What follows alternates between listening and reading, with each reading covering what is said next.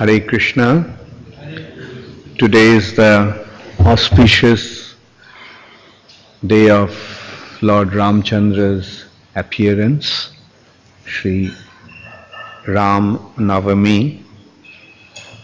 On this 9th day of the waxing period of the moon, Sri Ramchandra appeared in this particular month, and this is the month of Chaitra, and so it's a very auspicious day. On this day, Lord Ramchandra appeared.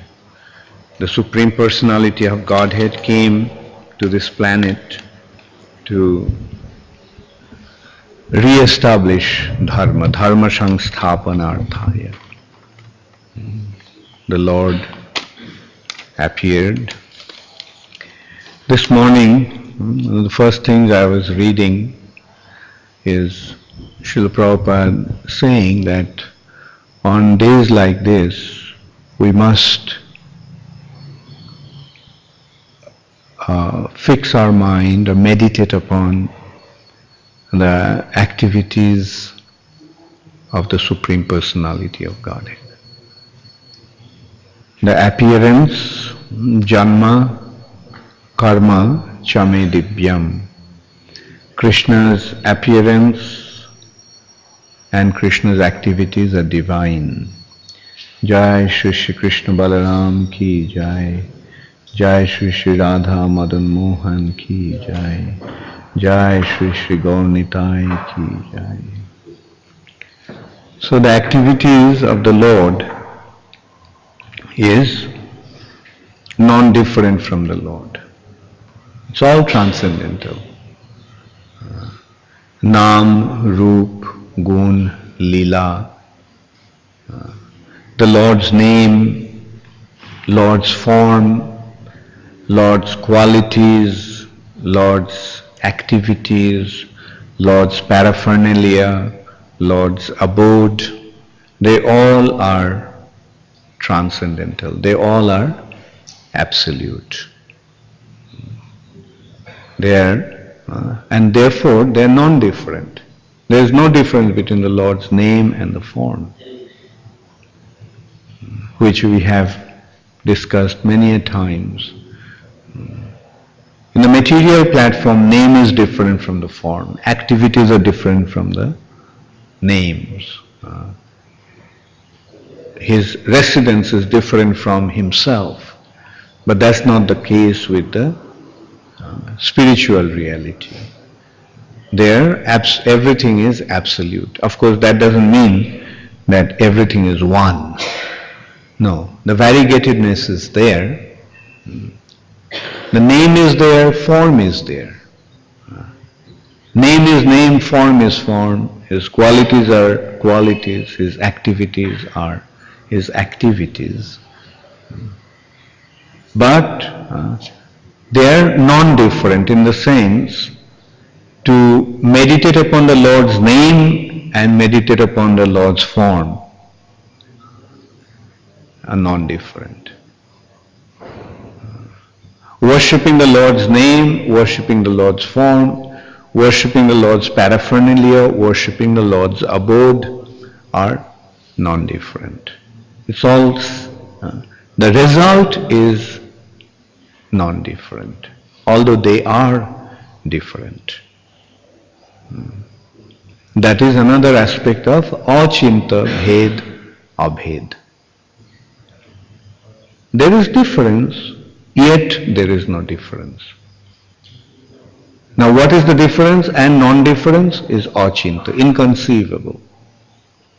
We can't understand how. That is the way to approach the spiritual reality. So Prabhupada is suggesting, Prabhupada is instructing that in a day like this, we should focus ourselves completely on meditating upon the Supreme Personality of God, His name, form, qualities, pastimes, paraphernalia, etc. The Lord comes in order to establish dharma. What is dharma? How many of you remember what is dharma? Only this few. How many types of dharmas are there? Let's consider that first. Yes, Aniruddha? Well, how many types of dharmas are there? Very good. Naimittik dharma and Nitya dharma. Relative dharma and absolute dharma. The dharma that is in relation to the body, that is naimittik or relative dharma. But the dharma that is related to the soul, that is absolute dharma or eternal dharma or nitya dharma. Now what is dharma? Dharma is the inherent characteristic of a substance. The quality of a substance is the dharma. But at the same time there is another consideration of dharma, which is the law given by the Lord. The laws that are given by the Lord is dharma. So when there is a glani, when there is a mix-up, an apparent loss of law and order, then there is chaos. When there is no law and order, there is chaos. So then, in order to normalize the situation, in order to re-establish the standard of law and order, the Lord comes to this planet. Now, sometimes this law and order is disrupted by some individuals, and sometimes this law and order is disrupted collectively. Now, in this age of Kali, the law and order has been disrupted collectively. In the age of demon crazy, many small demons are disrupting the standard of law and order.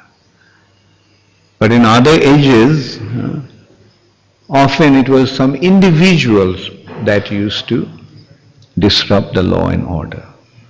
Some personalities became very powerful, and at the same time they became antagonistic to the Supreme Personality of Godhead. To be powerful is not a problem, but to become antagonistic to the Supreme Personality of Godhead causes the problem. And if the individual is very powerful and antagonistic to the Lord, then it creates a lot of disturbance. One such personality appeared in the Treta Yuga, and his name was Ravan.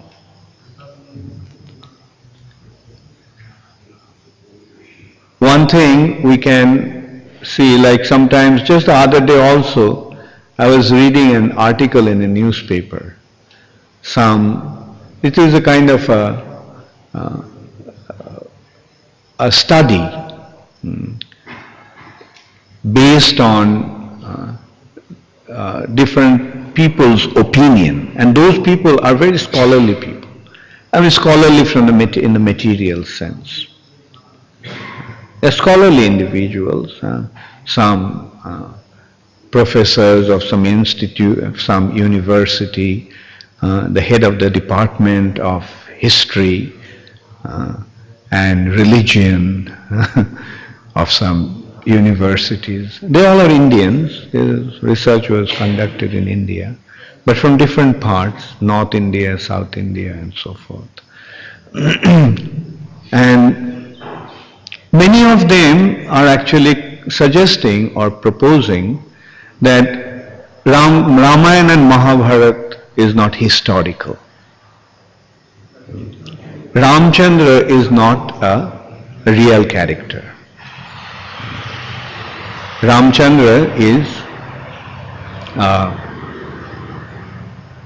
Ramchandra, Krishna, they're imaginary characters. Now, obviously, those who know, they will immediately recognize that these people are in ignorance. They're not apparently ignorant. They all are, it seems that they all are very scholarly, but their ignorance is like, they are very learned. They are not ignorant, they are not illiterate, they are learned. But mayaya aparhita jnana. The knowledge has been stolen by Maya. This is the category of mayaya aparhita jnana. Maya has stolen their knowledge. Now if we see things from the right perspective, then immediately we see, if we read the, say, Ramayana and Mahabharata, at least from reading, and also the Puranas, some Puranas are elaborately explaining about Krishna's identity, Krishna's pastimes, like Vishnu Puran, Brahma Vaivarta Puran. They are elaborately explaining the Lord's pastimes. And there is no contradiction. There is no contradiction. All the stories are, all the narrations are identical. There is no contradiction. And not only that, what do we find? We find a very distinct genealogical description. Which family they are born, what's the father's name, what's the grandfather's name, what's the whole lineage is established. There is a description of the whole lineage. Now, this is the most convincing, at least as far as I am concerned, I feel that that's the most convincing aspect of the authenticity of the Lord's pastimes, or the descriptions in the scriptures. Like when you read a story, at the most we can go up to the grandfather. But is there any description beyond that? Like for example, Romeo and Juliet, right? We get to know the father's name of Romeo and the father's name of Juliet. I don't know whether there is a description of grandfather's name. I don't remember.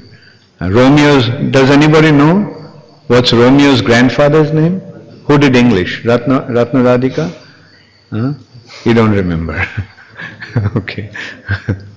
So they don't even describe the grandfather's name. Superman. Does anybody know what's Superman's father's name? Mother's name? Grandfather's name? No. But in the Vedic scriptures, the descriptions of every individual carries their family lineage. Not only the lineage of the hero, but the other characters also. Their descriptions are there, from which family they came, what's their background. the villain or the antagonist in Ramayana is Ravan. Ravan. Now who is Ravan? We have very clear understanding. Brahma's son is Pulastya. Brahma created 10 children from his mind. They are Pulastya, Pulaha, Kratu, Angira, Marichi, Vashishta, Daksha, Narad. Not only just Brahma's son, Brahma's 10 sons, their descriptions are there. Then Pulastya's son is Sukesha, and Sukesha's son is Vishrava. So how many generations? We got 4 generations right there. And not only 4 generations. Who is the father of Brahma? That also we know. Father of Brahma is Garbhodakshayi Vishnu. Brahma, who is the mother of Brahma? Brahma doesn't have a mother. He came directly from his father. He came from the navel of the Lord. Generally, one is tied to connected to the mother through the navel, but internally. The embryo and the baby in the womb is connected to the mother through umbilical cord, which is connected to the navel, internally, inside, in the womb of the mother. But Brahma's situation was just opposite, directly from the navel of the mother, father, Lord Vishnu. And then how did Brahma create? Brahma created from his mind. Brahma also did not need a wife to procreate. From Brahma's mind, children were born. The first 4 children of Brahma are the 4 Kumaras. So such elaborate description, unless they were true, who could imagine all this intricate subject? And what kind of imagination they will also need. And not only that, all the scriptures are saying the same thing. There is no contradiction. So Brahma created 4 sons, 4 Kumaras, Sanak, Sanatan, Sanandan, Sanat Kumar. Then he created another 10 children from his mind. Pulastya, Pulaha, Kratu, Atri, Angira, Vashishta, Daksha, Narad. They are the 7 are the rishis, Saptarshis. And Pulastya's son is Sukesha, another sage. Sukesha's son is Vishrava. These personalities lived in the higher planetary systems, and they were absorbed in performing spiritual activities, sacrifices. They were simply concerned about pleasing the Lord. They considered the objective of their existence in the material nature is to satisfy the Lord. And the way to satisfy was to offer prayers to Him through the sacrifices.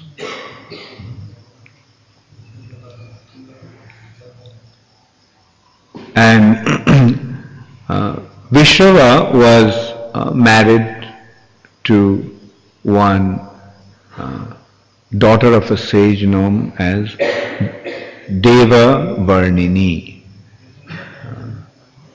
And through her, Vishrava got a son. His name is Kuver. And Pulastya gave Kuver a very beautiful place to stay. Kuver actually is a demigod. And he is not only the demigod, he was assigned the responsibility of the treasury of the demigods.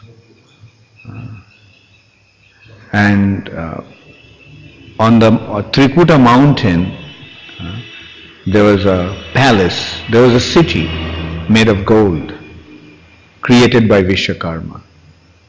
And it was given to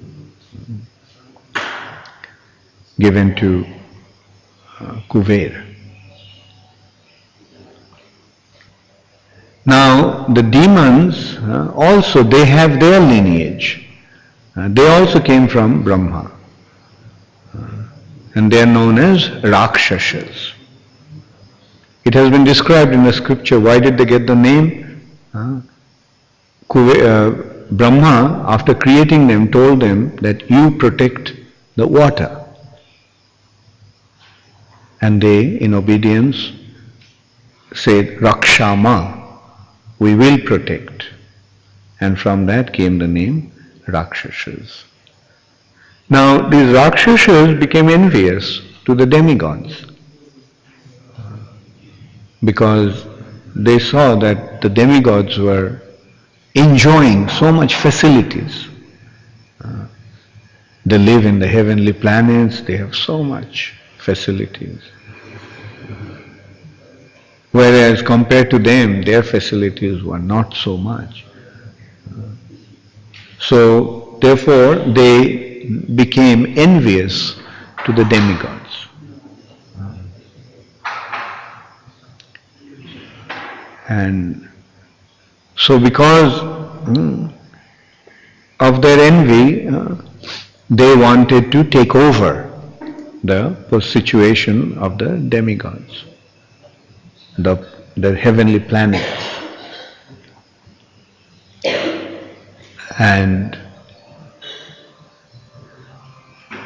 Jai Shri Shri Krishna Balaram ki Jai, Jai Shri Shri Radha Madan Mohan ki Jai, Jai Shri Shri Gaur Nitai ki.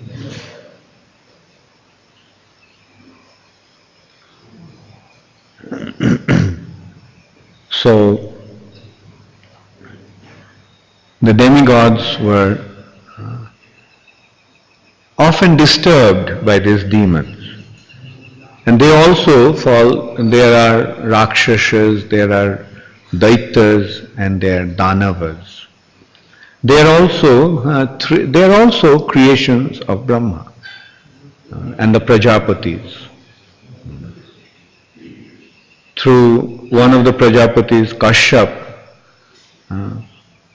and through Diti came Daityas. The original Daityas were Hiranyakashipu and Hiranyaksha. Then there are Danavas. Danu's children are known as Danavas. And then the Rakshasas. So, these Rakshasas became very envious of the demigods. So, there were another set of Rakshasas. They were Mallavan, Sumali, and Mali. They are three brothers.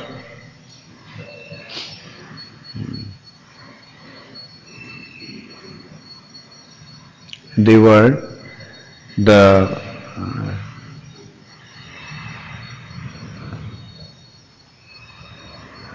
the Shukeshas, three children of Shukeshas are actually there's Mallavan, Sumali and Mali. So when they were disturbing the demigods became very perturbed. They were very powerful and they have taken over. So the demigods approached Vishnu and said that, look, they are creating so much disturbance. And so then Vishnu came and he himself killed Mali. And Mallavan and Sumali ran away and went to the Patala Loka, the lower region. They were hiding there.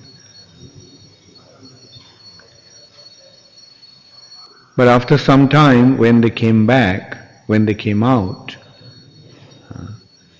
they saw how Kuvera was enjoying the Sri Lanka. So they wanted to capture Sri Lanka. But they knew that with their power they couldn't do it. So Sumali had a daughter called Koikoshi. So he thought that if my daughter gets married to Vishrava and she gets a son through him, then he will have a natural right to Kuvera's kingdom as the father's property. So Kuvera would be his stepbrother, and so this is how he got this. He provoked his daughter. She was very beautiful. The demon's children also can be very beautiful. And it's not that the Rakshasas and Daitas and Danavas are very ugly looking. Their subtle body is very ugly. But ugly subtle body not necessarily imply that the gross body also will be ugly. Sometimes they have very beautiful features. Nowadays also we see that some people may look so handsome or so beautiful, but their mentality is so ugly and crooked. So by external features one cannot actually determine the inner state of consciousness of that individual. So at the beginning while presenting I made a little mistake. Actually Vishrava was Pulasta's son, not Shukesha. Shukesha was the father of these three demons, Mallavan, Sumali and Mali. Anyway, so Vishrava was married to Koikoshi, and through Koikoshi, Vishrava had three sons. They are Ravan, Kumbhakarna and Bibhishan, and a daughter, Shurpanakha.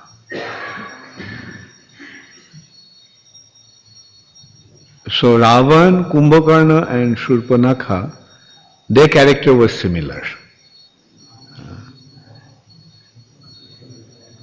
Because they all were demoniac.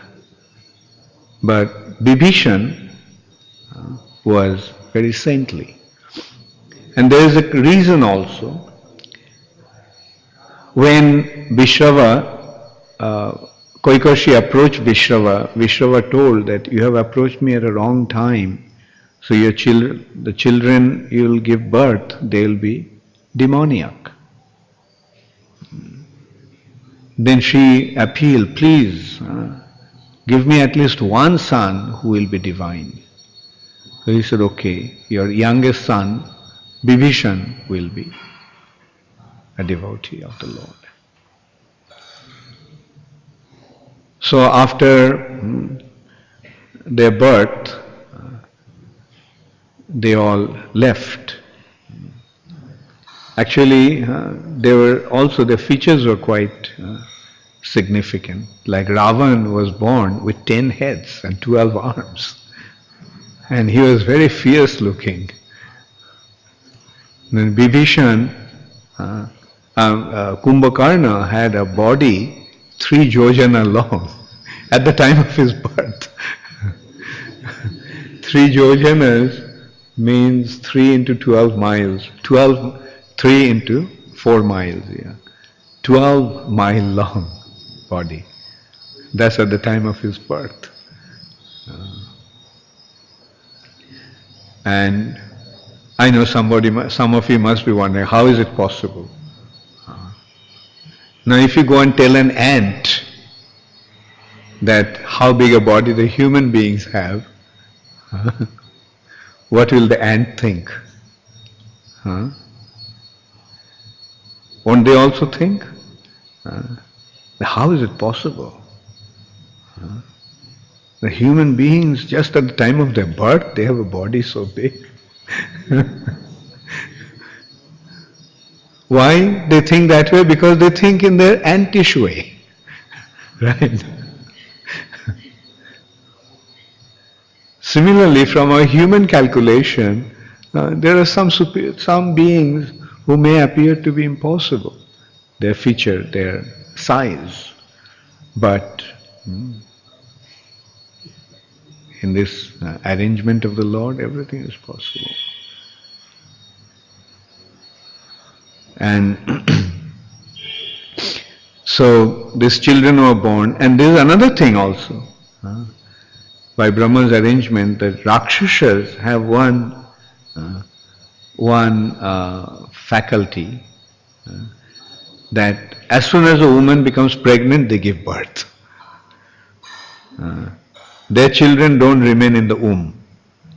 Right after conception, children are born. Maybe one reason is they don't want to take the trouble of carrying the children for so long. Another thing about the Rakshasas or Rakshashis, because they do not have any affection, they don't give milk to their children. What is milk? Milk is actually mother's blood. Due to affection for the child, it becomes milk. Blood is transformed into milk. But with the Rakshasas, that don't happen. They don't get milk. What they get is straight blood. And that's why they become man-eaters from their childhood. They get the taste of blood.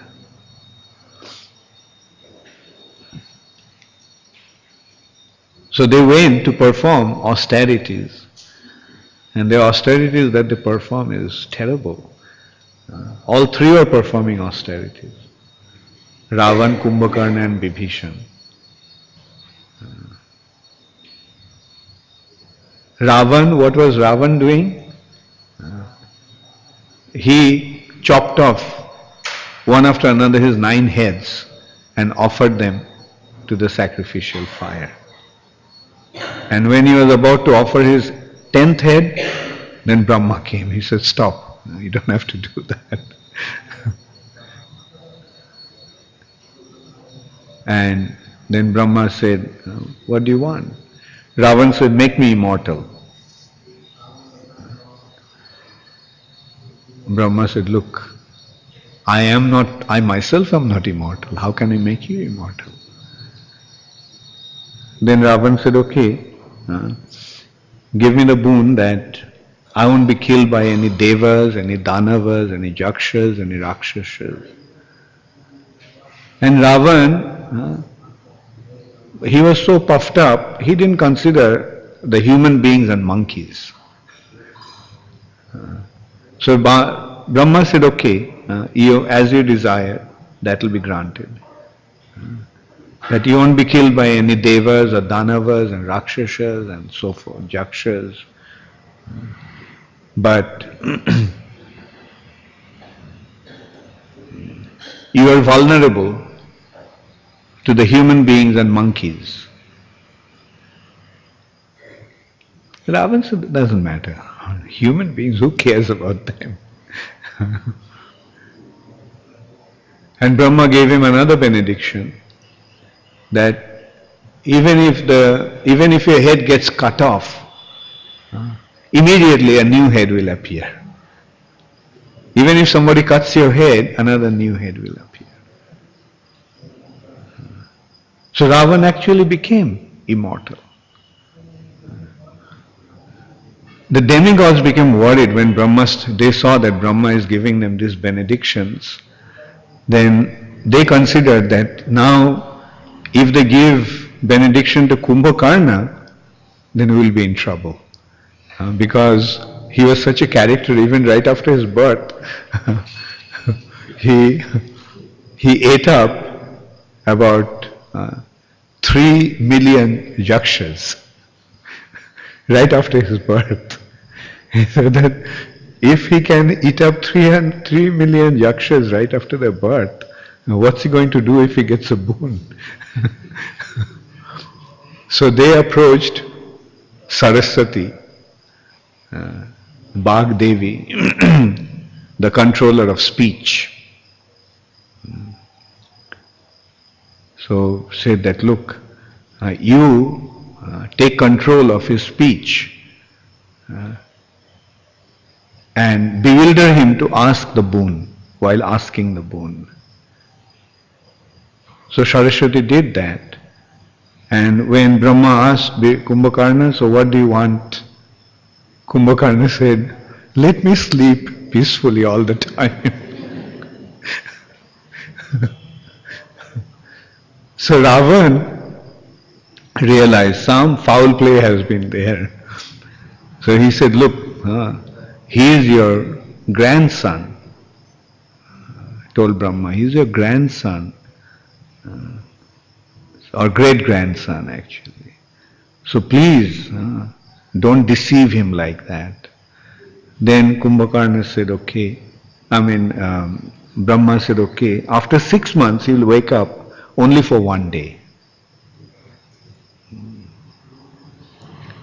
And when he is asleep, no one will be able to kill him. But if his sleep is broken untimely, if he is woken up untimely, then he will die that day.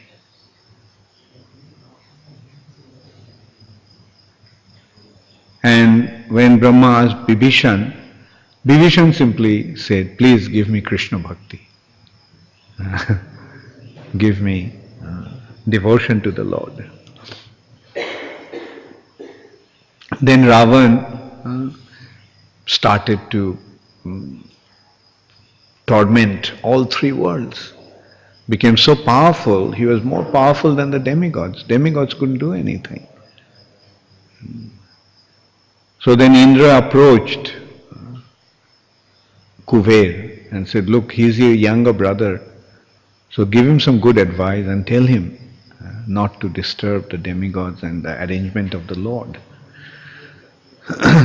So Kubera, being persuaded in this way, sent a messenger to Ravan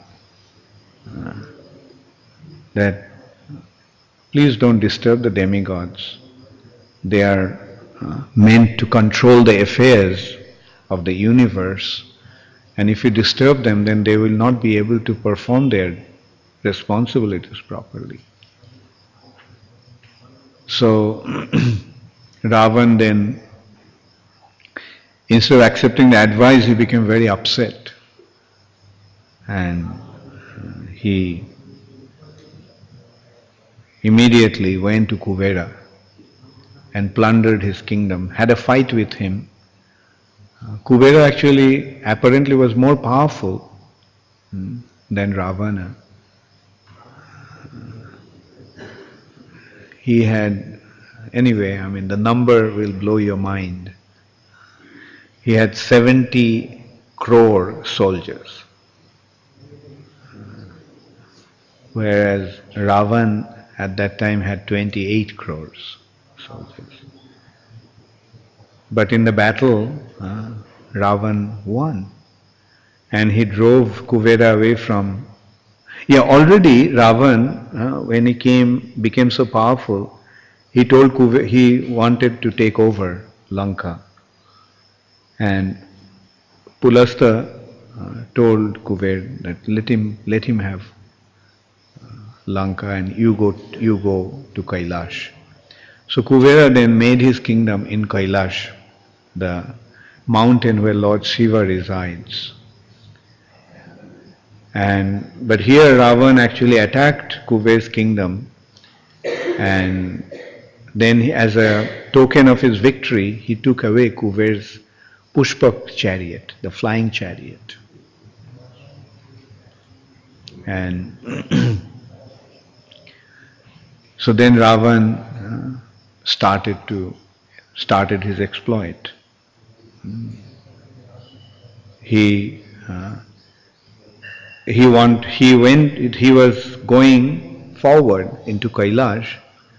So there Lord Shiva's associate Nandi stopped him. He said, "Look, Lord Shiva is with Parvati here, so you don't go any further."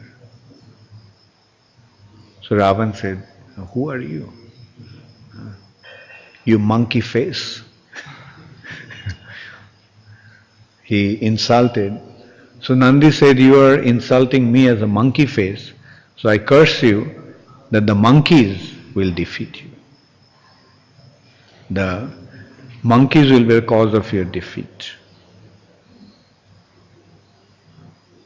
And Ravan couldn't pay any heed to him. And then with his 20 hands, he jokingly lifted Kailash. And he lifted. He was so powerful that he lifted the mountain. And not only just an ordinary mountain, Kailash mountain. And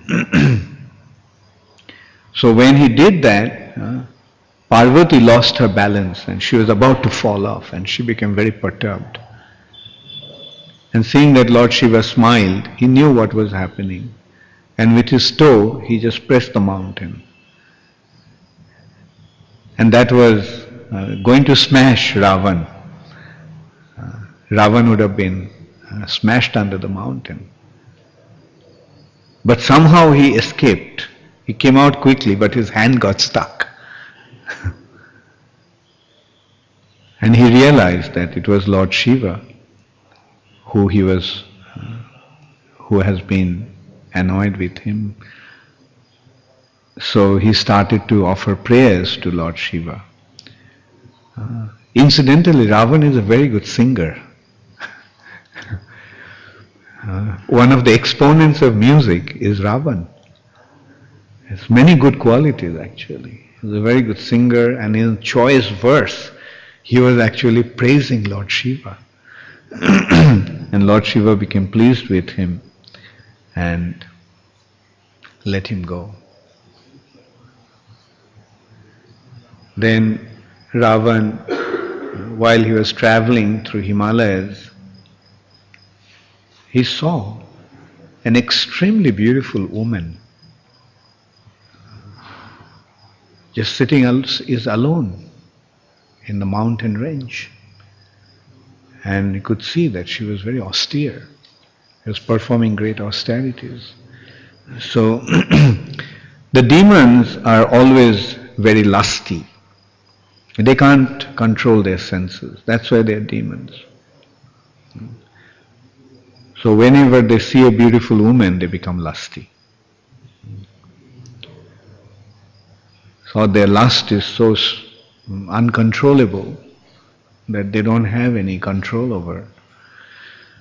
So seeing that beautiful woman there, Ravan just approached and said, "Who are you? What are you doing in this solitary place?" So this lady replied that, "My name is Vedavati. I am the daughter of Kushadhaj, the son of Brihaspati. And my father wanted me to marry Lord Vishnu. Therefore I am performing austerities so that in order to get Lord Vishnu as my husband." Ravan said, "Who is Vishnu?" And she said, he is the supreme personality of Godhead. He is the supreme powerful personality. Ravan said, "Supreme powerful? I am the supreme powerful.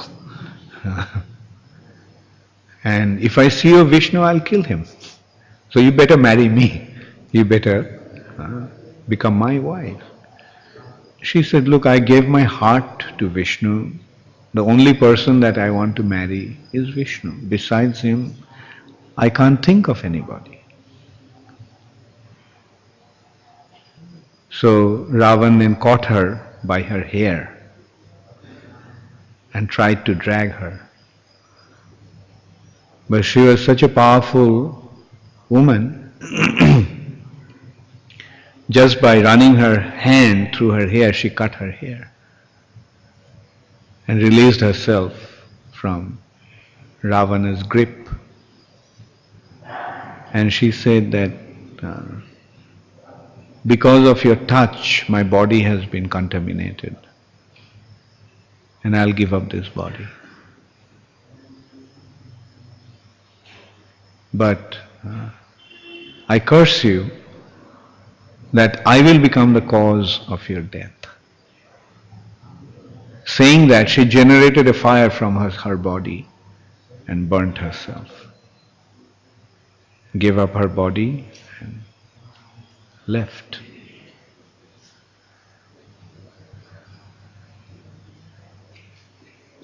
So this Vedavati, in course of time, appeared as Sita Devi. Previously also she was Ajani Sambhava. She was not born from out of the womb of the mother. She was born when her father was chanting mantras. The mantras became manifested in the form of, therefore her name was Vedavati. The Vedas personified. And then Ravan started his exploit.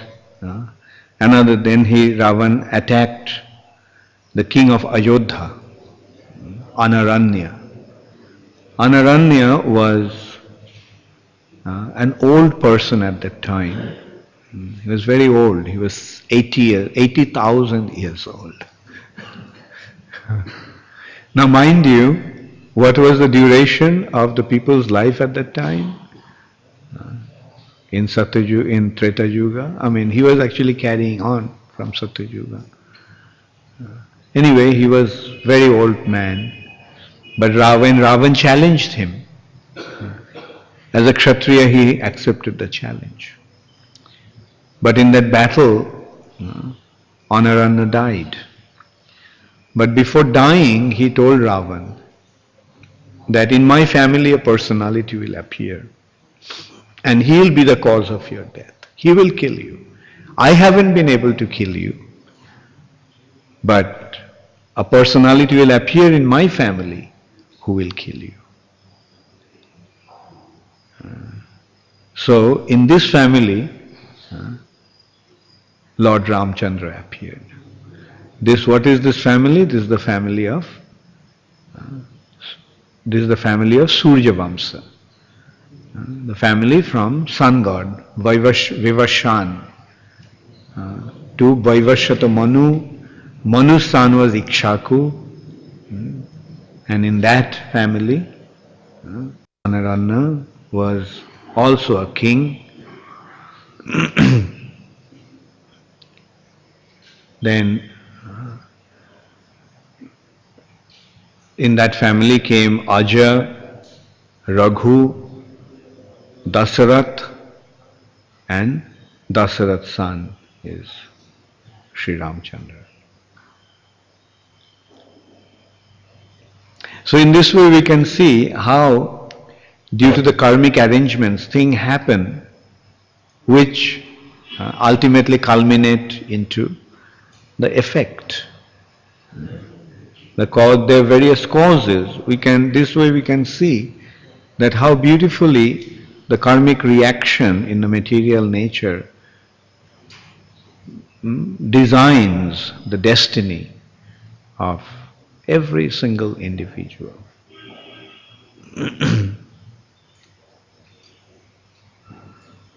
Ravan actually defeated practically everybody. Now an interesting thing to note is that Ravan defeated practically everyone, being empowered by the boon of Lord Brahma. But he could not defeat the devotees of the Lord and those who are connected to the Lord. The one person that Ravan could not defeat is Kartavirjarjun. Kartavirjarjun was empowered by the Lord. Ravan was empowered by Brahma, but he was empowered by the Lord. Therefore he was more powerful. Kartavirjarjun had 1,000 hands. And his kingdom was on the bank of Narmada river, so on the bank and the base of Vinda mountain. It must be somewhere in Madhya Pradesh. His capital was Mahishmati Nagari. So one day Ravan, sitting on the bank of Narmada, was offering his worship to Lord Shiva. He got his paraphernalia and he had his army waiting with him. And then all of a sudden there was a flood and the water overflew and just washed away Ravan's articles of worship. Ravan was surprised. What happened? And then his minister Sharan told him. He actually watched the situation and he found out and reported that Kartavirjarjun was playing with 1,000 young girls in the river Narmada. And while playing, in order to make them swim nicely, he held the river with his 1,000 hands and stopped the river's flow. And as a result of that, the water rose. So Ravan got very upset. He immediately ran. But by the time Kartavirjarjun left the scene, the river bank, and he went back to his palace. So Ravan came to him, to Mahishmati Nagari, and challenged him. So Kartavirjarjun's messengers told him, his men told him that, look, why are you challenging him? You are no match for him. With his 1,000 hands, with his 500 hands, he holds 500 bows. And with other 500 hands, he holds 500 arrows. And he shoots at the same time. So how can you match him? You have only 20 hands. He has 1,000 hands. But Ravan was very adamant. And he challenged Kartavirjarjun. And Kartavirjarjun first sent his soldiers, but they were massacred by Ravan, so he himself came. He himself came and challenged Ravan. It has been described that he was standing there like Sumeru mountain. And Ravan was defeated by him. And then he said that how? Then Ravan told him that he had been blessed by Brahma and he is just going around defeating those who are weaker than him and making friends with those who are stronger than him. So he asked him, please offer your friendship to me. So Kartavirjarjun, who was also had a demoniac streak in him, he became a friend of Ravan and let Ravan go. Then Ravan was looking around to fight somebody. So Narad Muni at that time came to Ravan and said, look, go and have a fight with Jamaraj. Because if you can defeat him, then you actually will be able to defeat death. So go and defeat him. So Ravan thought that's a good idea. Jamraj. So Jampuri has 4 gates. In the eastern gate, when he approached, he found that people who have a lot of pious activities, they're enjoying there. Those in the western gate are those who have performed lots of austerities. They're enjoying. And in northern gate, those who have achieved their perfection through meditation, they're enjoying. Then he came to the southern gate and he saw there the sinful people are suffering the reactions of their sinful acts. So Ravan took compassion upon those sinners. Since he himself was a sinner, he thought, what's wrong with being sinful? Why should they suffer?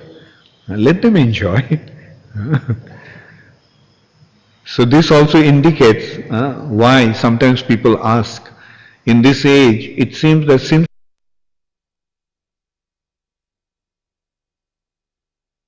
turned upside down in the age of Kali. That's why in this age, sinful people actually enjoy to some extent. But their enjoyment is not long-lasting. So Ravan wanted to release these sinners. So the agent of Jamraj, Jamduta, those who are engaged in punishing the sinners, they stopped Ravan, they had a fight, and the Jamadutas couldn't stand in front of Ravan. Then finally Jamaraj came, and Jamaraj had a long fight with Ravan. But he was finding it difficult to defeat Ravan because he became so powerful. So then Jamaraj, at that time death appeared in front of Jamaraj. So, my lord, your most powerful weapon is me. So use him, use me against him. I'll kill him. So Jamraj then stood there with the Kaladandas. His another weapon is time. So with that he was about to annihilate Ravan. So at that time Brahma appeared there. Brahma said, his time hasn't come as yet. He has been blessed by me, he has received a boon from me, that he is not going to be killed by any demigod or Gandharvas or Yakshas or Rakshasas. But in course of time he'll be killed. But you are not the one to kill him. So spare him. So then Jamraj left that place, being instructed by Brahma, who is everyone's grandfather. And in the Vedic culture, abiding by the instructions of the superior is very, very strictly observed. So when Brahma instructed Jamraj like that, Jamraj left. And Ravan thought that Jamraj became defeated, and that's why he ran away. So he released the sinners and started to disturb the pious ones. And then Ravan went to conquer different places. Then he was told that Bali, the king of the monkeys, is very powerful. So Ravan went to Kishkinda, the kingdom of the monkeys, and challenged Bali.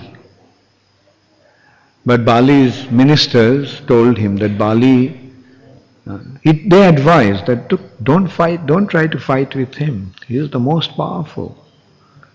He is son of Indra, he is very powerful, so you can't defeat him. So rather, spare yourself the embarrassment and trouble. Ravan said, you don't know me, like I can defeat anybody. And don't try to discourage me, and because then I'll be very upset. And if I get upset, then you better watch out what may happen to you. So then the minister said, well, Bali is now in the northern ocean, Uttar Sagar. Every morning when the sun rises, he goes to all four oceans to chant his Gayatri. So now he is in the northern. So Ravan immediately went to Uttar Sagar. And from at that time, Bali was sitting in meditation, just like Sitaram Prabhu here. And from his behind, he grabbed him. Ravan grabbed him from behind. Now Bali's body was 80 yojana long and his tail was 50 yojanas. So he realized that some troublemaker is trying to cause some trouble for him. So with his tail, he just tied up Ravan. And he chanted his Gayatri, and he ducked Ravan inside the ocean water. And then after chanting his Gayatri in the northern ocean, he went to the western ocean. There also he did the same. Then he went to the southern ocean. Then he went to the eastern ocean. By the time he finished his Gayatri, Ravan was finished. So he started to cry, please let me go, please let me go. Because he was completely helpless. He was just tied up by his tail. And when he was jumping, he was carrying Ravan tied up in his tail. Then Ravan also made friendship with Bali and begged forgiveness and asked him to let him go. Then another person that he was defeated is Mandhata. The Mandhata also was in the Ikshaku family. He was a very powerful king. So Ravan, when Ravan challenged him, Mandhata actually defeated him. Oh yeah, when Bali was taking Ravan, or about to kill Ravan, at that time Pulastya came and pleaded for Ravan. Please let him go. Because he was his grandson. And so Bali let him go, and they made a friendship. And then another person that defeated him was Mandhata. And Mandhata was a king in the Ikshaku dynasty. And he defeated him, but then he told, when Ravan begged forgiveness, he said that, look, if you can take a straw in your mouth and hold it in your teeth and beg forgiveness, then I will let you go. Which is meaning completely surrendering himself. And oh yeah, and Brahma actually came to Mandhata and told him, don't kill him, because he is not going to be killed by you. But in your family, the Lord will appear and he'll kill him. So Mandhata said, okay, let him go. Then Ravan saw, when he was on his travel one time he saw that Rambha, the wife of Nalakuver, was going in a chariot, and she was extremely beautiful. And Ravan became enchanted by her beauty and wanted to molest her. So Rambha said, "Look, you are like my father because I am the wife of your nephew." But Ravan, he was so obsessed with his lusty desire, he didn't pay any heed to any such instruction, and he molested Rambha. And being molested by Ravan, Rambha was completely devastated, and she cursed that if you forcibly molest any other woman, then you'll die. And that's the reason why Ravan never dared to molest anybody, any other woman. That's why although he kidnapped Sita, he didn't dare to molest Sita. So this is how the scene was set. Ravan, he defeated the demigods. He defeated all the demigods, and Indra was defeated not by him. Indra was defeated by his son, Meghnad, who was so powerful by his receiving the boon of Brahma. And he captured Indra with a Nag Pash, the chain of snakes, the noose of snakes. He defeated Indra, and he brought him to Lanka, and he kept Indra in the Yajnashala, where he used to perform sacrifices. But Brahma came and released Indra. He told Ravan that don't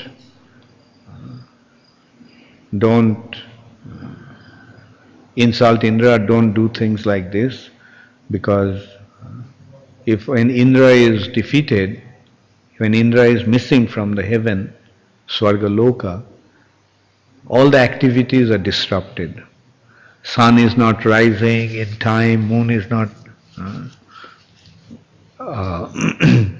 rising in time, wind is not blowing, fire is not burning. So let Indra lose.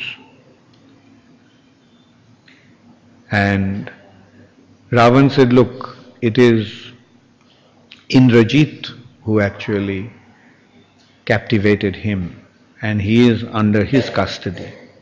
So speak to him. So Brahma went and told him, why are you? No, he said, your father has asked you to release Indra.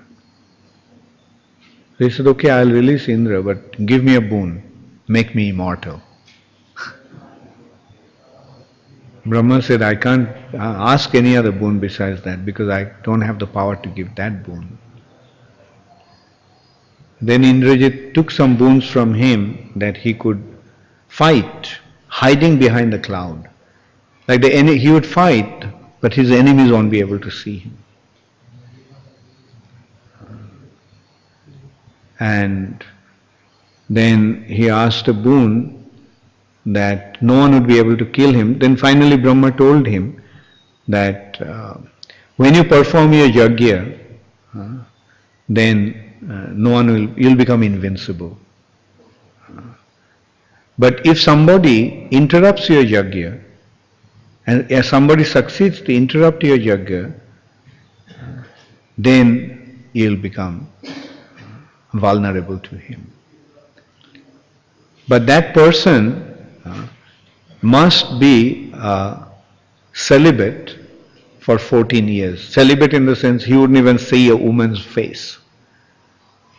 He wouldn't see a woman's face for 14 years.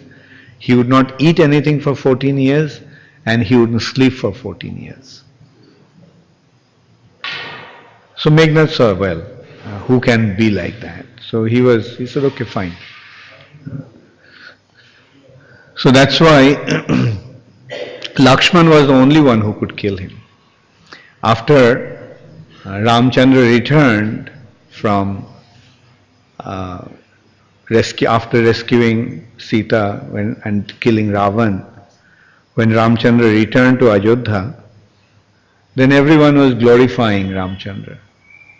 But at that time Vasishtha told that actually Ram wouldn't have been able to kill or defeat Indrajit.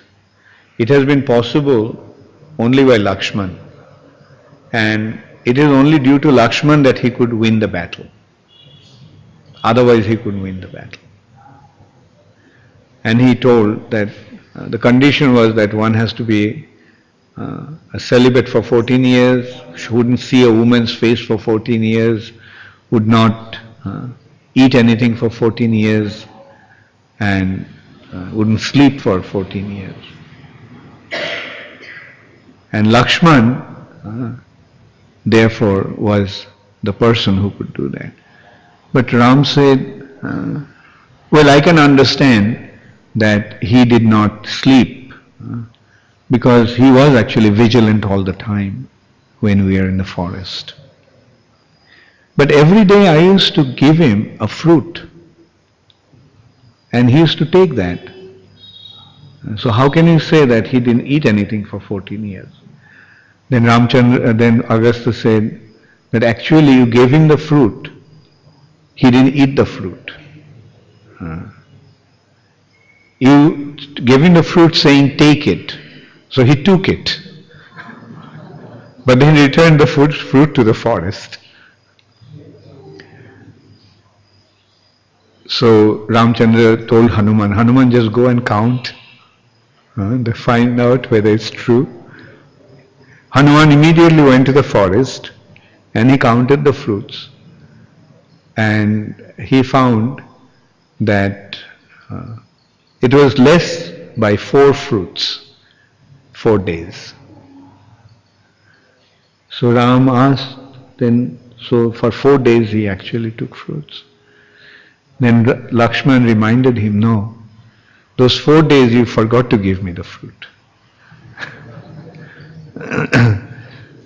One was the day you got the news that Dasharath, our father, left, you forgot to give me fruit. The day Sita was stolen, kidnapped by Ravan, you didn't give me the fruit. The day I was hit by Shakti, you didn't give me the fruit. And there was another 4th day I'm forgetting. So these 4 days, so then Ram accepted, yes. But he said, well, Sita was there all the time with us for these 14 years. So how can you say that he didn't see a woman's face? Then Lakshman admitted that he never looked at Sita's face. He always looked at Sita's feet.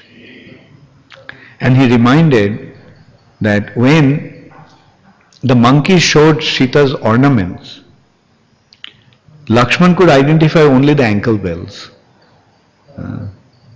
Because that's the only ornament of Sita Devi that he saw. And then at that time Ravan said, as my younger brother, you underwent so much difficulties in these pastimes. So in my next pastimes, you won't have to become my younger brother. You'll become my elder brother.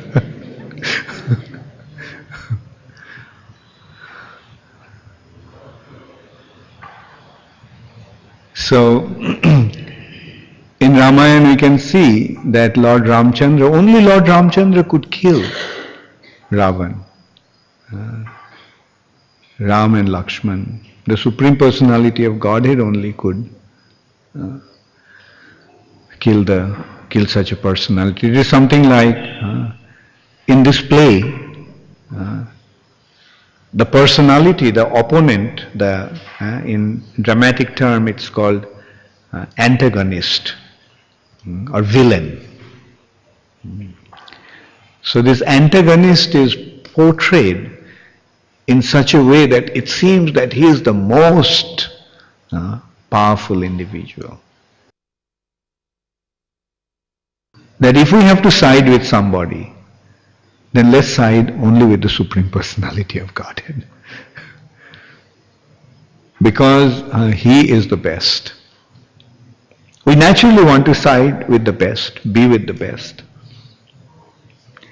On the material platform, no matter how powerful, no matter how generous, no matter how kind and how benevolent one may appear to be, but no one equals to the Lord. Therefore, the smartest thing, most intelligent thing to do is to side up with the Lord. Just side with the Lord and that's it. Don't side with anyone else.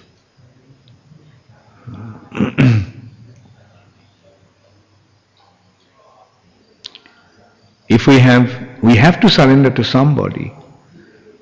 So let us surrender to the Supreme Personality of Godhead. And when we are surrendering to such a master, then let us surrender wholeheartedly. Why should we hold something on for ourselves? 50% surrender, 50% for ourselves. No, 100%. Not even 99% and 1% for ourselves. No, not even 1%.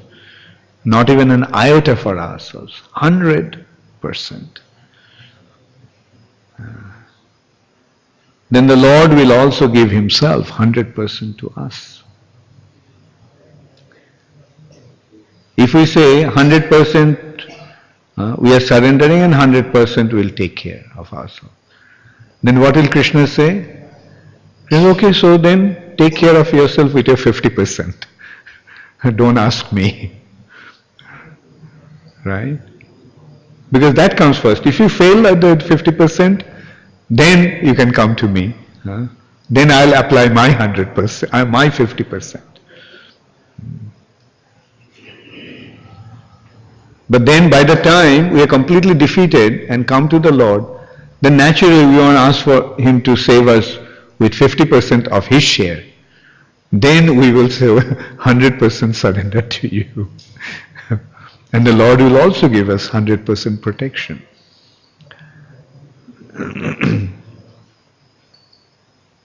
Therefore, the most intelligent thing to do is to surrender to the Lord, 100%. Just 100%, nothing less, nothing more. Jai Shri Shri Sitaram Lakshman Hanuman ki Jai. Jai Shri Shri Ram Navami Maha Mahotsav ki Jai. Gaur Premanande Hari Hari. Any question? The whole earth was ruled by one single emperor who was situated, who was from the solar or the lunar dynasties. So at that time, Ravan also, I suppose, was aware of this fact that the kings of the Ikshvaku dynasty were the rulers of the entire earth planet. And obviously, as we see in the case of Mandata, he was more powerful than even Ravan. So why did he think that human beings were less powerful? Because I think it is the human being, the solar dynasty was actually the most powerful personality of the Earth planet. Yeah. Well, you see, there is a sovereign king, ruler of the entire Earth planet. But he was not controlling the entire Earth planet himself. There are other kings also. They accepted his authority, his supremacy. But they also had their independence, because the king is independent in his own way. And that situation at that time was a little unusual because Ravan, being blessed by Brahma, became so powerful that he defeated even the demigods. So he not only took over the sovereignty of the earth planet, he took over the sovereignty of the higher, middle, as well as lower planetary systems. Yes, Sitaram. And this was confirmed by the Lord actually chopping at him with one of his nails.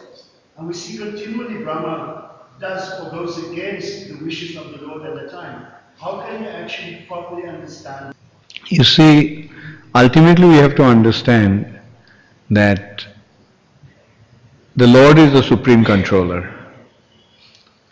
And in order to enable his or enhance his pastimes, he needs different individuals to play different roles.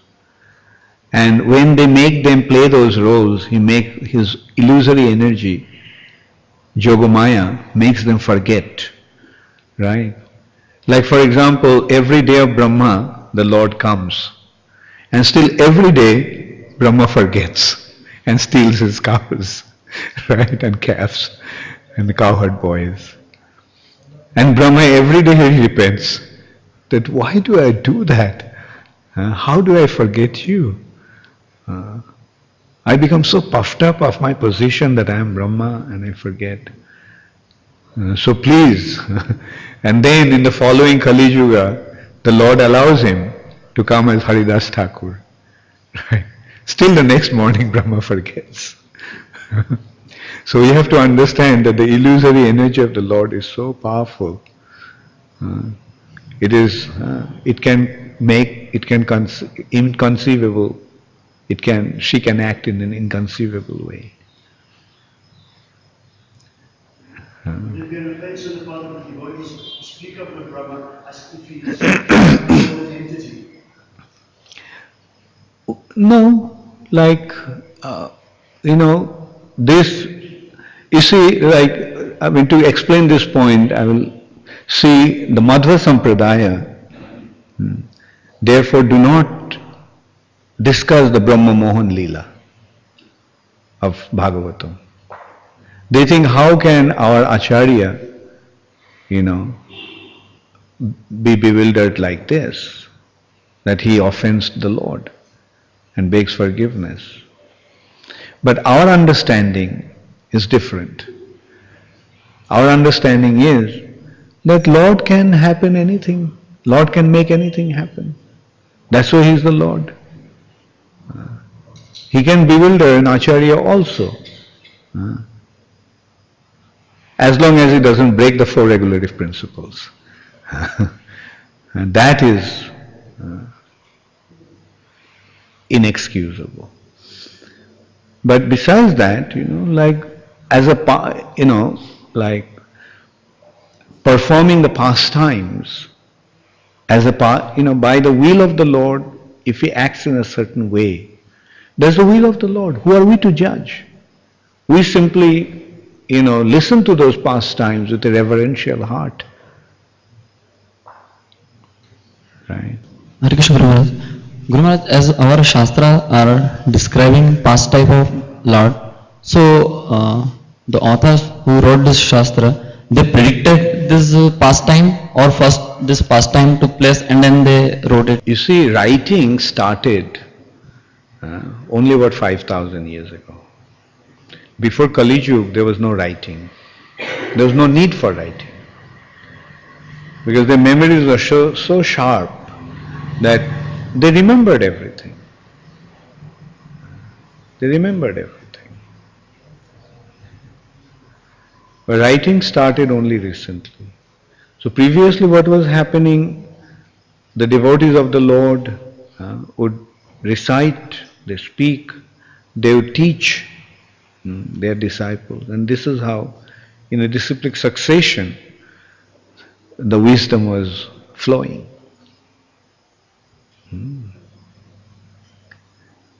And the thing is that they also sometimes would hear and glorify or describe Sometimes they would even see in their hearts.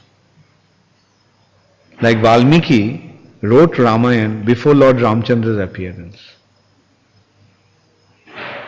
Actually, Ramayana was written or narrated by Valmiki before Lord Ramchandra appeared. So how could he do that? He could see the pastimes of the Lord in his heart. Guru Maharaj, due to bhakti, Leela can be lighted in our heart. Is it possible? Yeah. Due to bhakti, the Lord's pastimes can be manifested in our heart. In that respect, there is a saying, the Lord's pastime takes place in three places. One is in the spiritual sky. One is in the material nature where He incarnated and He is revealing His pastimes. And the other is in the heart of His pure devotee.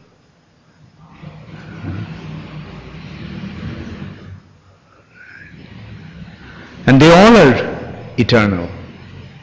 Nitya, Leela. Yes? My question is, how is that Shiva being the greatest Vaisnava? How is? Shiva, he's the greatest Vaisnava.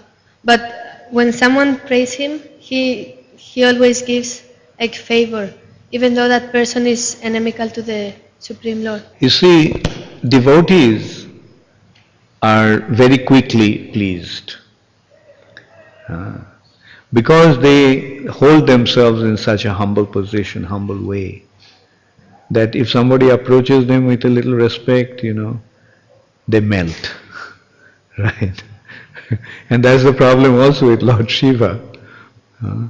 That somebody comes to him and he is very quick. He is very quickly pleased and he quickly gives benedictions. Right? And at that time, he doesn't consider that they will take the benediction and turn against the Lord. Because he doesn't see others as that the possibilities of turning against the Lord, that anybody would turn against the Lord. Right? So, but when he realizes that, and then also like Brahma, he laments. Why did I do that?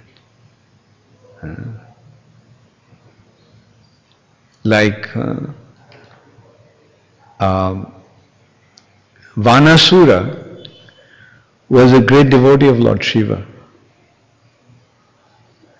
When Aniruddha was captured by Vanasura, Aniruddha had an affair with Vanasura's daughter, Usha. And he was actually staying with Usha in the palace. She was hiding him. And when he was caught, Vanasura was very upset and he was about to punish him. So the news reached Krishna. So he came with his army and he fought with Vanasura. And it was also, Vanasura was another very powerful individual being blessed by Lord Shiva. And no one could defeat Vanasura. But Krishna, was in front of Krishna, Vanasura was no match. So then Lord Shiva thought, oh, this Krishna is troubling my devotee. So Lord Shiva came to fight for Vanasura. But Krishna not only defeated Lord Shiva, his Sudarshan Chakra chased him. He was running away, and then it went to his dham, Benares, and the chakra burnt out entire Benares, Varanasi. And at that time Lord Shiva went to Navadip in Harihar Kshetra and fell at the feet of the Lord and said, look, there is no difference between you and me. So why are you killing me? Why are you troubling me? So these are all, pastimes of the Lord with his devotee. There are Two type of dharma. two types of? Dharma. Oh, yeah. Yeah, but in Bhagavad Gita I read that what is Krishna said, that is dharma. And I want to, you must explain what is that dharma, I don't know. Yeah. Krishna is saying sarva dharman parityajya. What Krishna says is dharma. Yeah, Krishna says mamekam sharanam braja. Yeah. So that is the dharma. Yeah, To surrender to Krishna is the ultimate dharma. yeah, And everything else is secondary dharma. Okay? Like varnashram dharma, right? yeah. And other dharmas. Dharma to receive, to acquire piety. Generally, by performing dharma, they want to acquire piety to go to the higher planetary systems. So those dharma is secondary dharma. So Krishna is saying, give up that dharma. Just surrender unto me. So in this way, Krishna is pointing out that surrendering to him is the real dharma. Okay? Thank you. Okay. And that is called Nitya Dharma. Eternal religion or the dharma of the soul.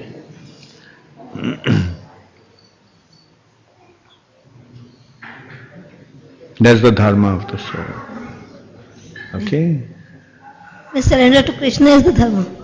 Huh? Surrender to Krishna is the dharma. Surrender to Krishna and devotional service to Krishna is the ultimate dharma. Thank you. Hare Krishna. Hare Krishna. So all glories. You have a question? Hare Krishna, Guru Maharaj. Guru Maharaj, Lord Ramachandra was king of the earth for many thousands of years, or king of his particular place. I have two questions. How did, at the end, Lord Ramachandra leave the planet? And like we know how Krishna left. And how did Lord Ramachandra leave? And if he did set the best example, so how did the whole thing fall apart, the kings, and lead us to today's society? It fell apart because we are not following Lord Ramchandra. Are you following him? Are you following the Supreme Personality of Godhead? People today, are they accepting Lord Ramchandra as the Supreme Personality of Godhead? They are not. So how can we expect that all the good results of Ramchandra's instruction will be there if we don't follow his instructions? And how Lord Ramchandra left the planet, you see, that is, we have to understand his appearance and disappearance, both are his pastimes. And actually how it happened is the way it has been described, that Lord, at one time personified, the Supreme Personality of Godhead, came in disguise to meet Lord Ramchandra. And he told him that no one should come in, no one should interfere our discussion. If anyone does, then you have to abandon him. So Ramchandra told Lakshman to guard the door. And he was speaking to Kala Purusha, time personified. But at that time Durvasha came, the sage who is he is always ready to give curse. So Durvasha, when Lakshman stopped him, then Durvasha was to give the curse to destroy his entire family. So Lakshman thought that, okay, let me take the risk, at least let me sacrifice myself in order to save the family. So he went inside,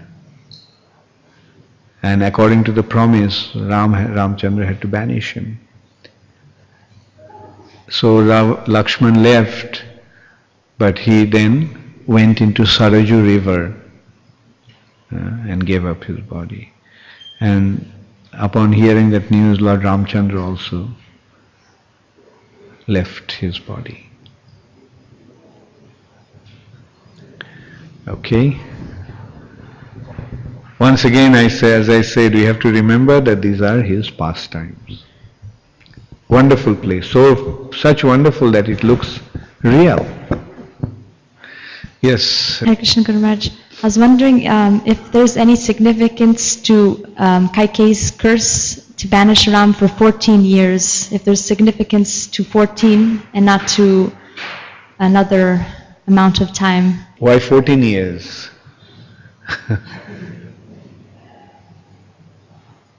I have to check it. I don't remember why. There must be a reason, but I do not know. Do you think it would have been more? It should have been more, or it should have been less? I would say that we all wish that Ramchandra didn't even have to go to the forest. We all would have been happy if Ramchandra was instead in his kingdom, instructing his citizens and guiding them in the path of dharma, and performing his pastimes along with Sita Devi in the most wonderful way. But we may want things in a certain way, but the Lord has His own plans. Therefore, we simply have to accept that. Okay, thank you all very much. All glories to Srila Prabhupada.